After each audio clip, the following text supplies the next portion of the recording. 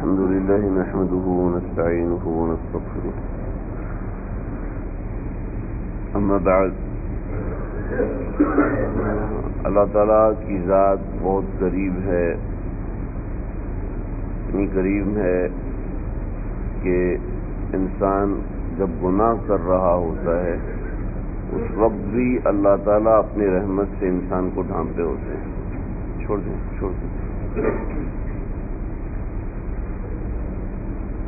نیکی کے وقت تو اللہ تعالیٰ اپنی رحمت سے انسان کو ڈھانپتے ہیں، لیکن گناہ کر رہا ہوتا ہے اس وقت بھی اللہ تعالیٰ انسان کو اپنی رحمت سے ڈھانپتے ہوئے ہوتے ہیں۔ ساری کی ساری رحمت اللہ تعالیٰ بندے سے نہیں ہٹاتے، اللہ بندے سے دور ضرور ہو جاتے ہیں جب انسان گناہ کرتا ہے، لیکن اس وقت بھی وہ اللہ کی رحمت میں ہوتا ہے۔ رحمتی وسعت کل شیء، اللہ خود فرماتے ہیں کہ میری رحمت ہر چیز کو گھیرے ہوئے، اور اللہ کی ذات یہ تو وہ بات ہے کہ جب گناہ کر رہا ہے اس وقت ڈھانپے ہوئے ہے، لیکن جب نیکی کر رہا ہے تو اس وقت کیا حال ہوگا؟ اللہ کہتے ہیں کہ تم تھوڑی سی نیکی کرو، الذی یعطی اجر الجزیل علی عمل القلیل، تفسیر روح المعانی علامہ آلوسی رحمۃ اللہ علیہ مفتی بغداد فرماتے ہیں کہ کریم اسے کہتے ہیں الذی یعطی اجر الجزیل بدون الاستحقاق والمنہ، کہ حق نہ بنتا ہو پھر بھی دے دے، تھوڑے عمل پر زیادہ دے دے، کریم اسے کہتے ہیں۔ تفسیروں میں واقعہ لکھا ہے کہ ایک شخص کا انتقال ہوا تو کسی نے اسے خواب میں دیکھا۔ دیکھو الرؤیا صالحہ من اللہ والحلم من الشیطان، حدیث میں آتا ہے اچھے خواب اللہ کی طرف سے ہوتے ہیں، برے خواب شیطان کی طرف سے ہوتے ہیں۔ خواب کی 3 قسمیں یاد رکھیے گا، ایک خواب ہوتا ہے تحدیث نفس، ایک خواب ہوتا ہے تسویل الشیطان، اضغاث و احلام، اور تحدیث الشیطان، یہ 2 نام ہیں، 2-3 نام ہیں، ایک ہے حدیث نفس، ایک ہے تسویل الشیطان، اور تیسری ہے رؤیا صالحہ۔ پہلی قسم تحدیث نفس، اضغاث و احلام، تحدیث نفس اسے کہتے ہیں جو آپ سوچ رہے ہیں وہ آپ کو خواب میں نظر آ جائے، تو دماغ میں کسی چیز کا خطرہ ہے، بعض لوگ کہتے ہیں ایک ہی خواب بار بار آ رہا ہے پریشان کر رہا ہے، اس سے پریشان نہیں ہونا چاہیے، اس لیے کہ کسی خواب سے میں اور آپ ڈر گئے تو ڈرنے کی وجہ سے وہ خواب لاشعور میں بیٹھ گیا، دماغ میں بیٹھ گیا۔ دماغ کا ایک اگلا حصہ ہوتا ہے، ایک پچھلا حصہ ہوتا ہے۔ اگلے حصے کا کہ آدمی وہ کام کرتا ہے جو وہ جان بوجھ کے کرتا ہے، اور پچھلے حصے سے انسان وہ کام کرتا ہے جو انجانے میں کرتا ہے۔ جیسے کسی کو سوئی چبھ جائے تو ہاتھ کھینچتا ہے، سوچ کے کھینچتا ہے نہیں نا، سوچے بغیر کھینچ لیتا ہے، تو اس کو کہتے ہیں لاشعوری عمل۔ کسی کو تکلیف پہنچے تو یہ لاشعوری طور پہ نکلتا ہے نا، لاشعوری طور پہ یہ جو بات نکلتی ہے تو یہ دماغ کا پچھلا حصہ کرتا ہے، جس کو نروس سسٹم بھی کہتے ہیں۔ تو بعض چیزیں دماغ کے پچھلے حصے میں بیٹھ جاتی ہیں، جب انسان کا شعور سو جاتا ہے تو وہ چیزیں دماغ میں آنا شروع ہوتی ہیں، اس خواب کی کوئی اہمیت نہیں ہوتی، سمجھ رہے؟ دوسرا خواب تسویل الشیطان، جو شیطان انسان کو ڈرانے کے لیے کرتا ہے، جیسے قتل ہو گیا، جیسے گندگی دکھا رہا ہے، جیسے خواب کے اندر گندی باتیں دل میں ڈال رہا ہے، گندگی کی طرف لے کے جا رہا ہے، خواب میں وسوسے ڈال رہا ہے، خواب میں ایک بزرگ دکھا رہا ہے جلدی سے 50 روپیہ صدقہ کر دے ورنہ تیرے اوپر مصیبت آ جائے گی۔ ہمارے بزرگوں سے کسی نے پوچھا کہ حضرت خواب میں بزرگ کی زیارت ہوئی، انہوں نے فرمایا کہ 50 روپیہ صدقہ کر دو۔ میں کر تو دو لیکن کل یہ بزرگ آئیں گے اور کہیں گے 50,000 صدقہ کرو تو کرو گے؟ سمجھ رہے؟ جس میں کوئی واضح اشارہ نہیں ہے کہ کوئی بری بات آ رہی ہے، تو وہ تصویر الشیطان ہے، شیطان کی طرف سے ڈالا ہوا ہے۔ حدیث میں آتا ہے والحلم من الشیطان، برے خواب شیطان کی طرف سے ہوتے ہیں کہ فَإِذَا رَآ مِنْكُمْ مَا لَا يَكْرَهُ، کہ جب تم خواب میں ایسی چیز دیکھو جو تمہیں پسند نہیں آ رہی تو اٹھ کے 3 مرتبہ اعوذ باللہ من الشیطان الرجیم پڑھ لو، اور دوسری حدیث میں آتا ہے کروٹ بدل کے سو جاؤ۔ ما یحدث بہ، اس خواب کو کسی کو مت سناؤ، آپ کسی کو نہیں سنائیں گے تو خواب کا کچھ بھی نہیں ہوگا۔ اگر آپ کسی کو سنا دیں گے تو عرش کے نیچے ایک پرندہ ہے کہ تعلق بہ رؤیا، خواب اس سے معلق ہو جاتا ہے، اور کسی کو آپ نے سنا دیا اور اس نے اس کی تعبیر دے دی تو ویسا ہی ہو جاتا ہے۔ لہذا وہ برا خواب کسی کو نہیں سنانا۔ مردوں کو تو عام طور پر مرد عام طور میں مضبوط دماغ کے ہوتے ہیں، عورت چاہے جتنی سمجھدار ہو ان کے دماغ میں کچھ نہ کچھ کمزوری ہوتی ہے، اس وجہ سے ان کو خواب زیادہ آتے ہیں۔ دماغ کے لاشعور شعور کے مضبوط ہونے کی علامت یہ ہوتی ہے کہ خواب کم آتے ہیں، ہر وقت خواب ہی نہیں دیکھتا رہتا۔ بعض لوگ تو جاگتے وقت بھی خواب دیکھتے رہتے ہیں، وہ کمزوری کی علامت ہوتی ہے۔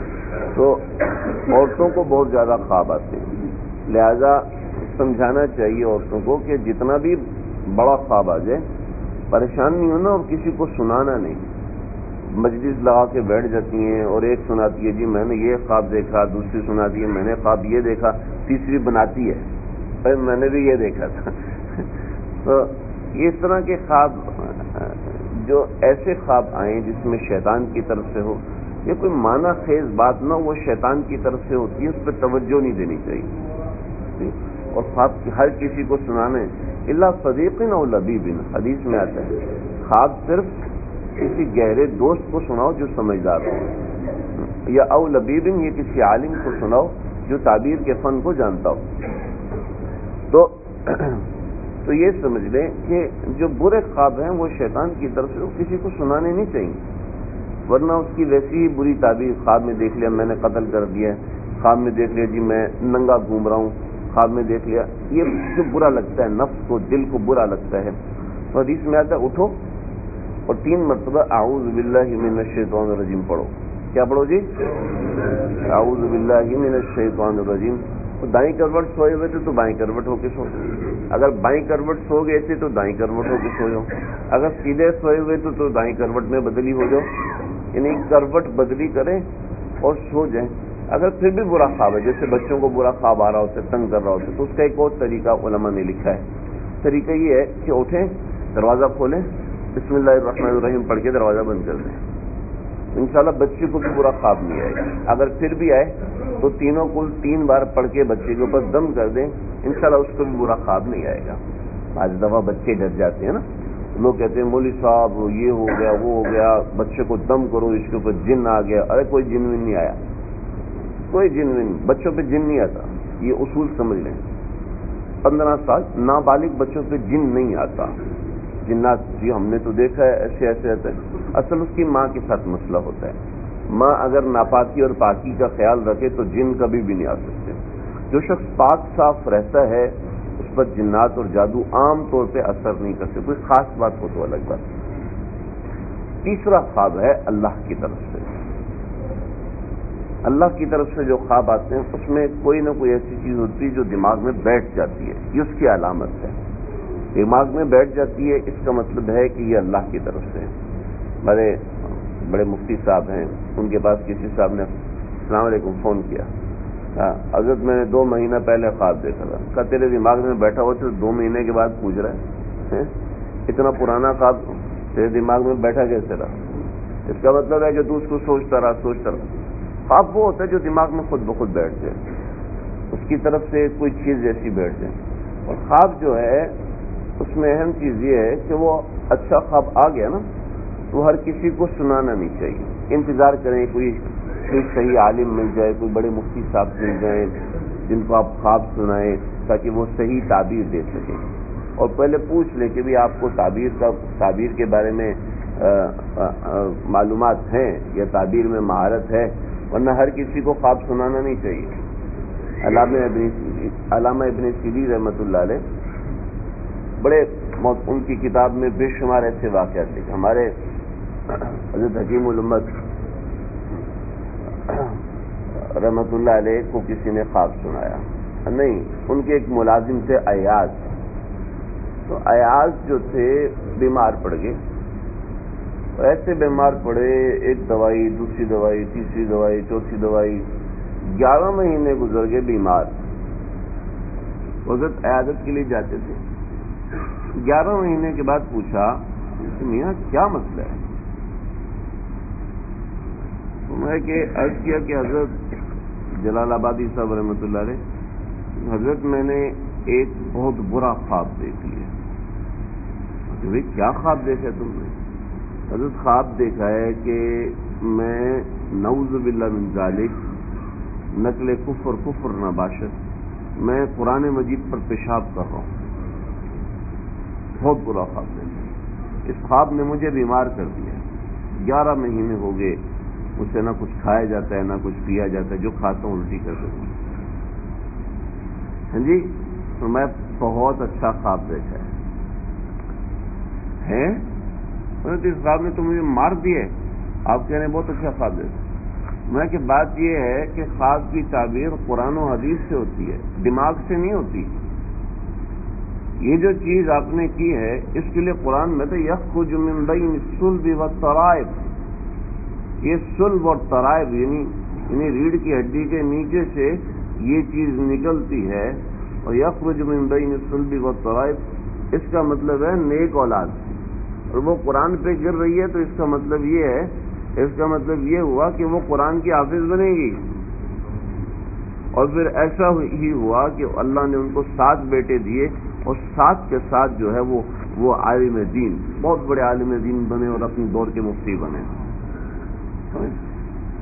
اس سے خواب کی تعبیر بڑی مختلف ہوتی ہے، ہر شخص اس تک نہیں پہنچ سکتا. بڑے معنی ہوتے ہیں. جیسے حضرت شیخ الہند رحمۃ اللہ علیہ کو کسی نے خواب سنایا تو ان سے بے تکلف بھی تھی. حضرت میں نے خواب میں بطخ کو تیرتے دیکھا ہے. اچھا، بطخ کو تیرتے دیکھا. اگر تم مٹھائی کھلاؤ گے تو پھر بڑی نوکری لگے گی، اگر مٹھائی نہیں کھلاؤ گے تو چھوٹی نوکری لگے گی. حضرت مٹھائی حاضر ہے. قائد اعظم کی تنخواہ 1 روپیہ تھی. قائد اعظم محمد علی جناح ہے، ان کی تنخواہ 1 روپیہ تھی. اور میں کہ ٹھیک ہے تیری تنخواہ 19 روپے کی نوکری لگے گی. حضرت معاملہ تو ہو گیا، اب سمجھا دے کیا معاملہ ہے. بھائی خواب کی تعبیر میں بہت سے رخ ہوتے ہیں. ان رخوں کے اندر ایک رخ ہے حروف ابجد. بطخ کا حروف ابجد کے حساب سے اگر عربی نکالا جائے تو وہ بنتا ہے 19. جیسے ہم کہتے ہیں بسم اللہ الرحمن الرحیم کی جگہ 786 لکھ دیتے ہیں بعض لوگ، تو 786 اس کا حروف ابجد ہوتا ہے. الف کا 1 نمبر ہے، با کا 2 نمبر ہے، جیم کا 3 نمبر ہے، دال کا 4 نمبر ہے، حوض میں ہا کا 5 نمبر ہے، واو کا 6 نمبر ہے، زا کا 7 نمبر ہے. تو حروف ابجد ہوتے ہیں. ایسے حروف ابجد جیسے محمد صلی اللہ علیہ وسلم، اس کا حروف ابجد 92 ہے، 92. تو ایسے خواب میں حروف ابجد کے حساب سے معاملہ ہوتا ہے. اور بطخ کو عربی میں کہتے ہیں بختن، با طا قا، اور طا کا حروف ابجد لمبا ہوتا ہے، بڑا عدد ہوتا ہے. وہ کل ملا کے 19 نمبر بنتے ہیں. اور فارسی میں بطخ بخت یہ کل بنتے ہیں 12 نمبر. ٹھیک ہے، اگر میں فارسی کے حساب سے تعبیر دیتا تو تمہاری تنخواہ 12 روپے لگتی. اگر عربی کے حساب سے تعبیر دوں گا تو تمہاری تنخواہ 19 روپے لگے گی. اب میں نے کہا چل تم سے تھوڑا سا مزاح کر لوں، تو میں 19 روپے کے حساب سے تعبیر دی، اس لیے تمہاری تنخواہ 19 روپے لگے گی. اور پھر ایسے ہی ہوا، 19 روپے تنخواہ لگی. تو خواب کی تعبیر ایسے خواب ہر ایک کو سنانا نہیں چاہیے. حضرت یوسف علیہ السلام خواب کی تعبیر میں بڑے ماہر تھے. حضرت دانیال علیہ السلام خواب کی تعبیر میں بڑے ماہر تھے.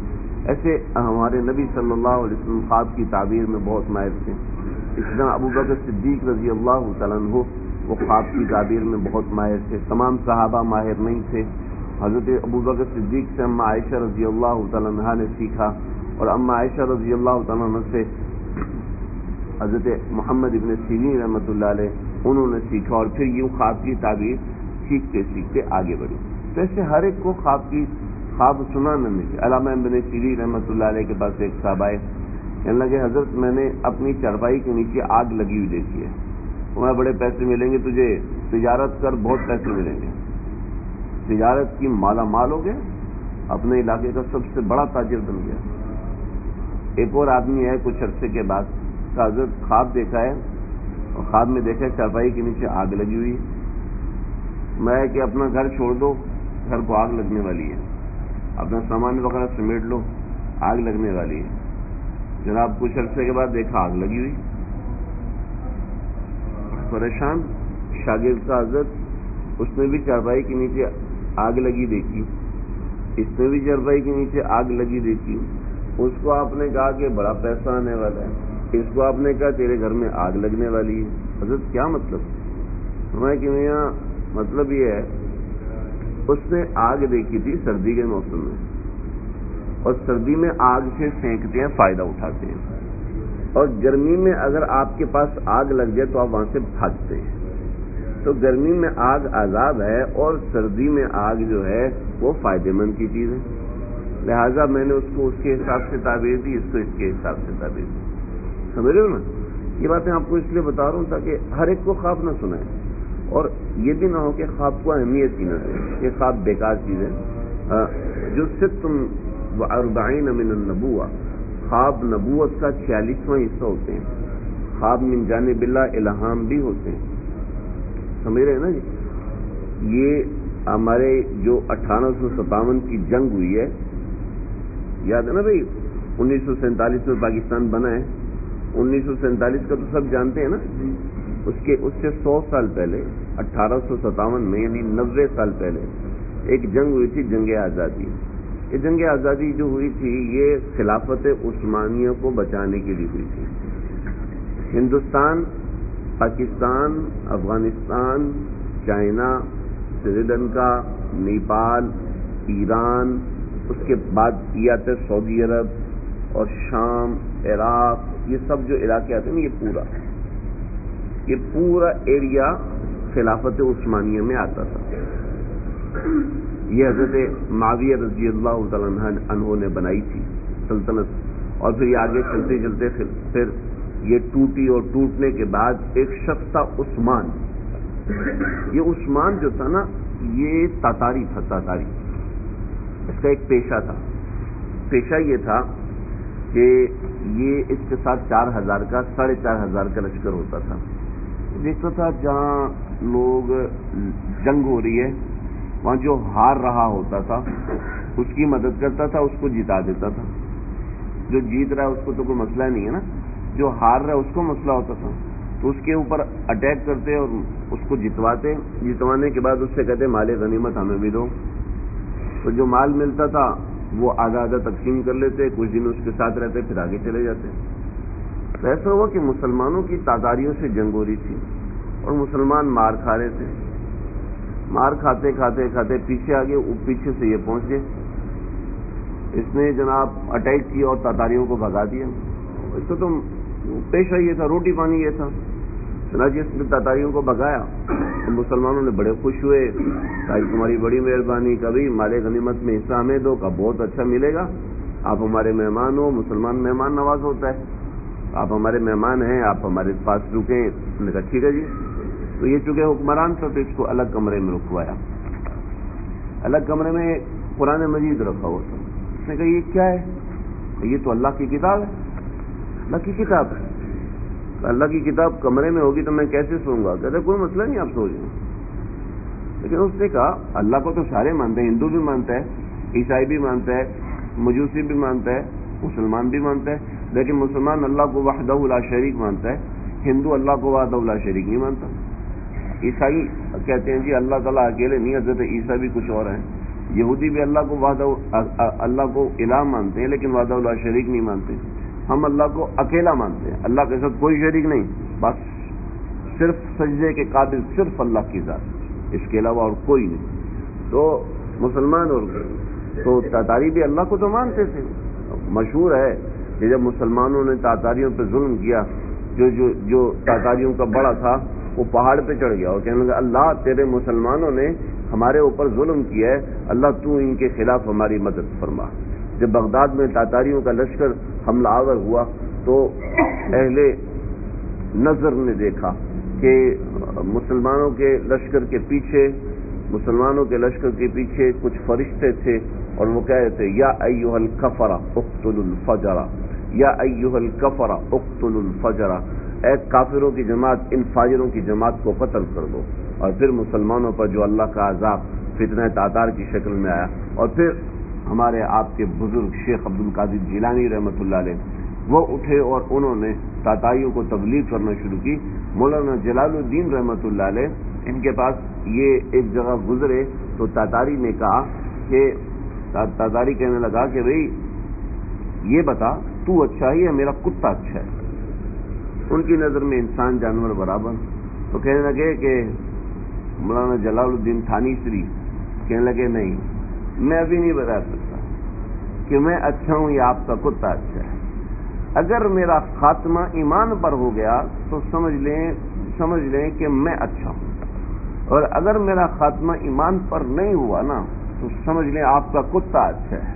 اس سے حساب کتاب نہیں ہونا، میں تو کروڑوں سال نعوذ باللہ جہنم میں جلوں گا۔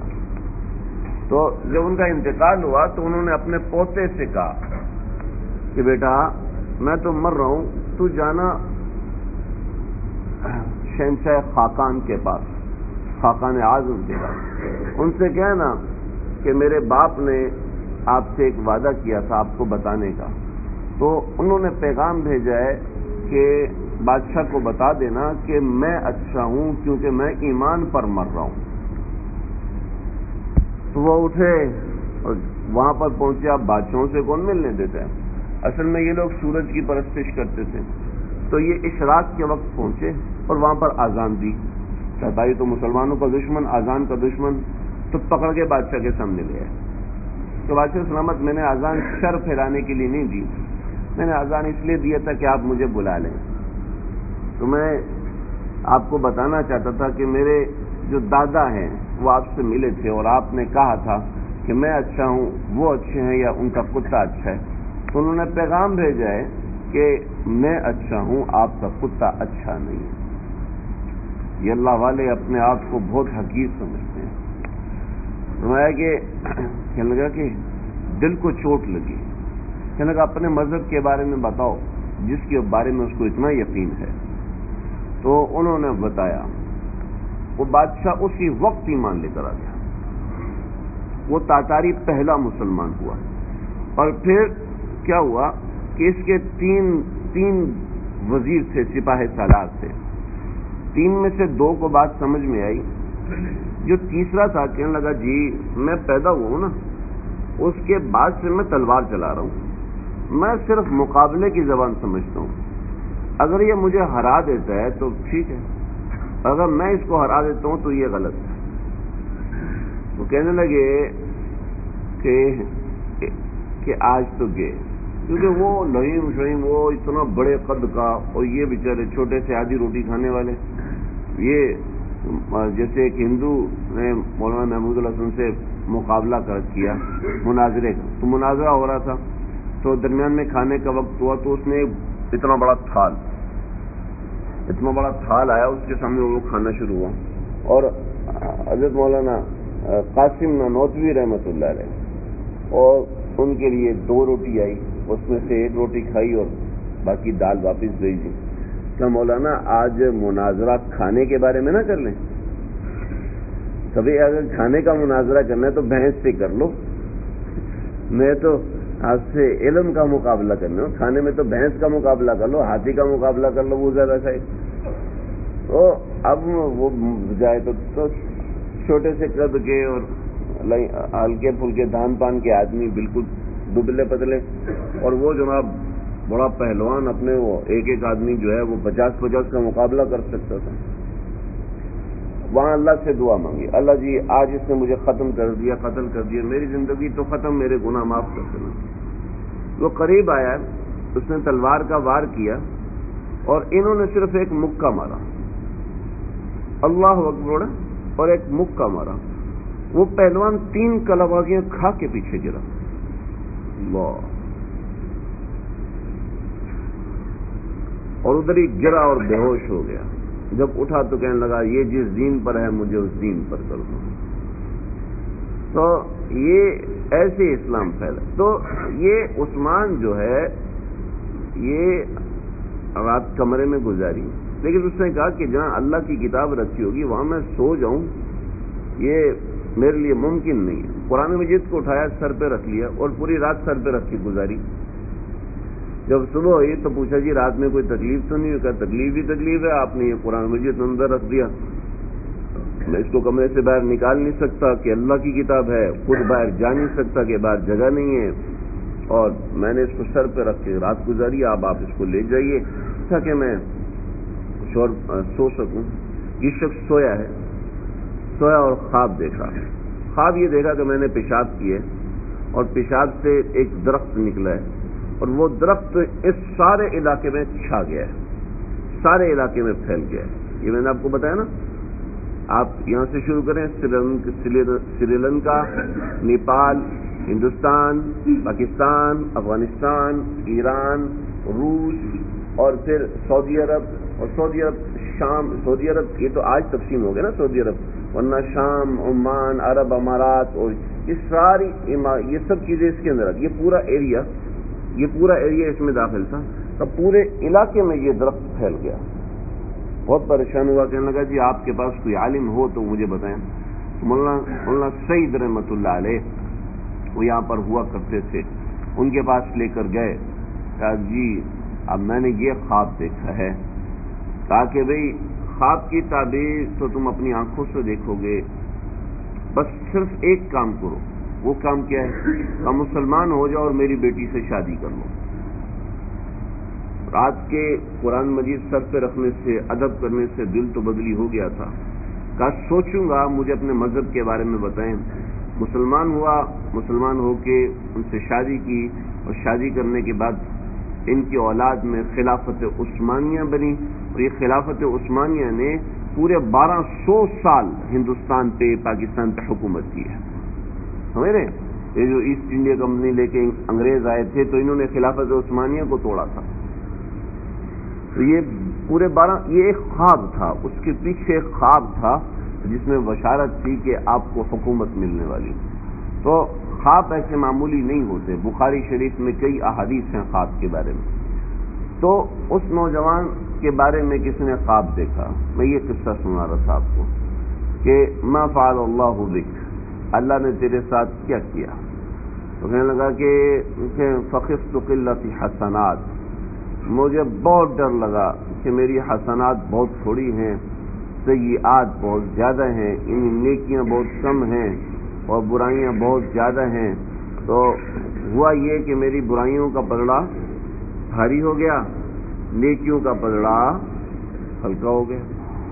تو کہنے لگے کہ فوقع فیہا سرۃ, اس کے اندر تھیلیاں آ کے گری, ٹھپ ٹھپ ٹھپ ٹھپ ٹھپ ٹھپ, اور نیکیوں کا پلڑا نیچے ہوتا چلا گیا.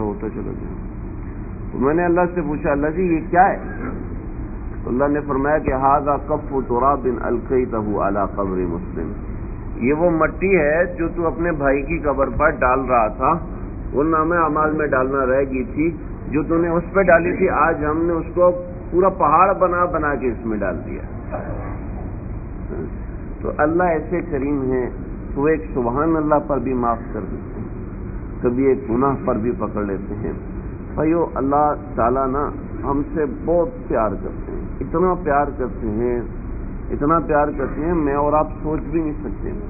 میری اور آپ کی ایک ایک سانس کے اوپر اللہ کی 2 نظریں ہوتی ہیں, کم از کم 2 نظریں ہوتی ہیں, کم از کم 2 حکم ہوتے ہیں. ایک ایک سانس کے اوپر اللہ کے 2 حکم چلتے ہیں. اتنی اللہ کی میرے اور آپ کے اوپر نظر ہے. میرے اور آپ کے سجدوں کا اللہ کے ہاں انتظار ہوتا ہے. میرے اور الیہ یصعد الکلم الطیب والعمل الصالح یرفع, آپ کی زبان سے اور میری زبان سے جو جملے نکلتے ہیں اللہ تعالیٰ اس کو آسمان کی طرف اٹھا لیتے ہیں. اللہ نے اس کے پیچھے لوگ لگائے ہیں کہ ما یلفظ من قول الا لدیہ رقیب عتید، کہ تم جو کچھ بھی کہتے ہو نا، ہم نے پیچھے صحافی بٹھائے ہوئے ہیں کرامن کاتبین یعلمون ما تفعلون، کہ تم جو کرتے ہو وہ صاف لکھ لیتے ہیں، سب صاف صاف لکھ لیتے ہیں. اور پھر یوم تشہد علیہم السنتہم وایدیہم وارجلہم بما کانوا یعملون، کہ یہ جو ہاتھ ہے، یہ جو پاؤں ہے، یہ سب چیزیں ریکارڈ کر رہے ہیں. یہ سب یہ کیسے ریکارڈ کر رہے ہیں؟ یہ جو ریکارڈر ہیں آپ کے موبائل کے اندر، جو ریکارڈر ہوتا ہے، یہ ریکارڈر اور جو ریکارڈرز ہوتے ہیں اور جو کیمرے ہوتے ہیں، یہ چیزوں کو کیسے ریکارڈ کر لیتے ہیں؟ یہ بھی تو مٹی کے بنے ہوئے ہیں نا. زمین سے کرسٹل نکلتا ہے، زمین سے ایلومینیم نکلتا ہے، اور زمین سے سلور نکلتا ہے، اس کے اوپر کیمیائی عمل ہوتا ہے. وہ کیمیائی عمل کے بغیر چیز بنی نہیں سکتی. آپ کا موبائل نہیں بن سکتا، آپ کا ریکارڈر نہیں بن سکتا، آپ کا کیمرہ نہیں بن سکتا، چیز کو ریکارڈ نہیں کیا جا سکتا. تو یہ سب چیزیں زمین سے نکلتی ہیں. بخار ریکارڈ ہو جاتا ہے، بلڈ پریشر ریکارڈ ہو جاتا ہے. بلڈ پریشر آپ دیکھ سکتے ہیں، ECG آپ دیکھ سکتے ہیں، ایکو آپ دیکھ سکتے ہیں، دل کا گردوں کا الٹرا ساؤنڈ آپ دیکھ سکتے ہیں. بہت سی چیزیں ایجاد ہو چکی ہیں، بہت سی چیزیں ابھی ایجاد نہیں ہوئی. کہ آج سے پہلے ایک زمانہ تھا بخار چیک کیا جا سکتا تھا، یہ سے کتنا بخار ہے. آج کے زمانے میں سر درد چیک کیا جا سکتا ہے، سر میں کتنا درد ہے. آگے چل کے امید ہے یہ آلات ایجاد ہوں گے جس سے پتہ چلے گا سر میں درد کتنا ہے. جیسے ایجاد ہو گیا کہ بخار کتنا ہے، جیسے ایجاد ہو گیا بلڈ پریشر کتنا ہے. وہ خون کے اندر سے خون کی تو نہیں آیا، کھال کے اوپر سے پتہ کر رہا ہے جی بلڈ پریشر اتنا ہے، اور جناب خون کو چیک کر کے بتا رہا ہے کہ شوگر اتنی ہے. پیشاب کو چیک کر کے بتا رہا ہے کہ شوگر اتنی ہے. خون کو چیک کر کے بتا رہے ہیں اس میں وائٹ سیل اتنے ہیں، ریڈ سیل اتنے ہیں، اور دوسرے سیل ہوموگلوبن اتنے ہیں، اور سرخ خلیے اتنے ہیں، سفید خلیے اتنے ہیں. خون کو صرف چیک کر کے بتا رہا ہے. اس آدمی کے جسم میں خون کتنے گرام ہے یہ بھی چیک کر کے بتا رہا ہے. تو جی یہ آج کل ہوا نا، آج سے پہلے تو نہیں تھا. اسے اللہ نے پتہ نہیں کب سے یہ چیزیں ہمارے پیچھے لگائی ہوئی ہیں. بھائی آپ اپنے بچے کے ساتھ کسی محافظ کو بھیجتے ہیں، ہے نا جی، بھیجتے ہیں. کیوں بھیجتے ہیں؟ اس لیے کہ بچہ آپ کے لیے اہم ہے. اللہ نے بھی میرے اور آپ کے ساتھ محافظ کو بھیجا ہے، کئی فرشتوں کو لگایا. ہمارے ساتھ کیا ہوتا ہے، عام طور پر تصویر گھر میں لگی ہوتی ہے. قائد اعظم کی تصویر لگی ہے، کمانڈر صاحب کی تصویر لگی ہے، ماموں کمانڈر ہے اس کی تصویر لگی ہے، بچوں کی تصویر لگا دیتے ہیں. حدیث میں آتا ہے، ایک حدیث آپ کو سناتا ہوں. ان اشد الناس عذابا، یہ حدیث کا پہلا حصہ ہے. بے شک قیامت کے دن سب سے زیادہ عذاب اس شخص کو ہوگا. کس کو ہوگا بتاؤں؟ المصورین، جو تصویر بناتے ہیں. ان اشد الناس عذابا المصورون، سب سے زیادہ عذاب اس کو ہوگا جو دنیا میں تصویر بناتا ہے. سمجھ رہے؟ پھر یوم القیامت عنق، قیامت کے دن ایک گردن ہوگی، گردن جو لوگوں کو اچک اچک کے جہنم میں پھینکتی رہے گی. یوں پکڑے گی، جو سر سے پکڑے گی اٹھا کے جہنم. یوں یہ کس کو پھینکے گی؟ یہ تصویر بنانے والوں کو پھینکے گی. سمجھے بھائی؟ تو بھائی ہم اپنے، یہ تو ایسی حدیث درمیان میں آ گئی، ہم اپنے بچوں کے ساتھ کسی کو بھیجتے ہیں، بھائی تو فلانے شہر جا رہا ہے، اپنے ساتھ کسی کو لے کے جا. تم چھوٹے ہو بھی اپنے چاچو کے ساتھ جاؤ، تم اکیلے نہیں جاؤ. کرتے ہیں نا جی، ایسے کرتے ہیں نا. دیکھو ہمارا بچہ ہمارے لیے اہم ہے نا. ایئرپورٹ پہ جاتے وقت کسی دوسرے کو تیرے ساتھ کوئی جا رہا ہے کہ نہیں جا رہا، ایسے پوچھتے ہیں. اپنے بچوں کے ساتھ کرتے ہیں نا، جو ہمارے لیے اہم ہے. اللہ نے اپنے بندوں کے ساتھ محافظین لگائے، حفاظت کرنے والے فرشتے لگائے. جب ان کے پاس تصویر ہوتی ہے، بچوں کے کپڑوں پہ تصویر ہوتی ہے، یہ کیا کریں جی، ہمیں مارکیٹ سے ایسا کپڑا نہیں ملتا جس پہ تصویر نہ ہو. بھائی آپ لوگ ماشاءاللہ، آپ میں بہت سے لوگ مارکیٹ والے ہیں تو جانتے ہیں، اور الحمدللہ ہمیں بھی بے شمار کپڑے بغیر تصویر والے مل جاتے ہیں. جو آدمی تلاش کرنا چاہے تو مل جاتی ہے، چیز مل جاتی ہے. یہاں سے آپ اپنے بچوں کے لیے کھلونے لے کے جائیں، ضرور لے کے جائیں. اس میں دیکھیں کہ اس میں تصویر نہ بنی ہوئی ہو. کھلونے تصویر بت والے، جیسے گڑیا لے کے جاتے ہیں بچوں کے لیے، بھالو لے کے جاتے ہیں، نہیں. جس گھر میں ہوتا ہے اس گھر میں رحمت کے فرشتے داخل نہیں ہوتے. میں یہ کہہ رہا تھا کہ اللہ کی رحمت انسان کو ہر وقت گھیرتی ہے، لیکن جب وہ تصویر بناتا ہے اس وقت دور ہو جاتی ہے. جب اس کے پاس تصویر ہوتی ہے تو وہ دور. جو شناختی کارڈ میں تصویر ہے, ہمارے کارڈ میں تصویر ہے اور نوٹ پہ تصویر ہے, وہ کوئی تصویر کے حکم میں نہیں ہے, وہ تو بہت چھوٹی ہوتی ہے, چھپی ہوئی ہوتی ہے. لیکن جو ہم خود اہتمام سے بنا رہے ہیں اس کی کوئی ضرورت ہے جی؟ اگر گھر کی دیوار پہ بندے کی تصویر نہ لگی ہو تو کیا ہوگا؟ پہچانا نہیں جائے گا یہ میرا گھر ہے, کیوں جی؟ لیکن نوٹ کا آپ تصویر کاٹ دو تو پھر کیا ہوگا؟ قابل استعمال نہیں رہے گا نا. تو جب مجبوری ہے اس کی بات الگ ہے, اس کے علاوہ اس چیز سے بچنا چاہیے. میں عرض کر رہا تھا کہ اللہ ہم سے بڑا محبت کرتے ہیں, بڑا پیار کرتے ہیں, بس اس کی طرف رجوع کرنے کی ضرورت ہے. صرف آدمی بہانہ بنائے کہ رونے جیسا منہ ہی بنا لو. ایک بزرگ فرماتے ہیں رونے جیسا منہ ہی بنا لو اگر ہیں آنسو خفا.